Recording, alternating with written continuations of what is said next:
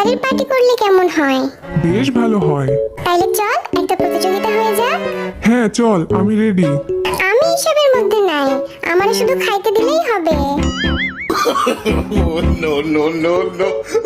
আচ্ছা শুনো, আমি জিন আর সুগা বিচারক হব, কারণ জিন অনেক ভালো রান্না পারে।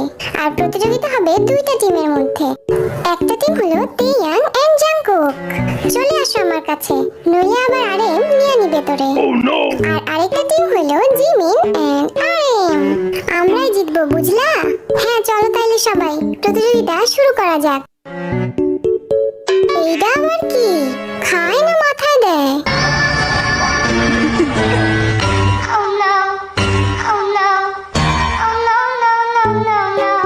অ্যাপ্রনি পড়তে পারে না? তাইলে আবার আমাদের সাথে জিতবে কেমনে? তোমাদের সময় এখন থেকে শুরু হলো। এই তেয়াং, কি রান্না করা যায় বলতো? এমন কিছু রান্না করিস না যেটা আমরা খেতেই পারবো না।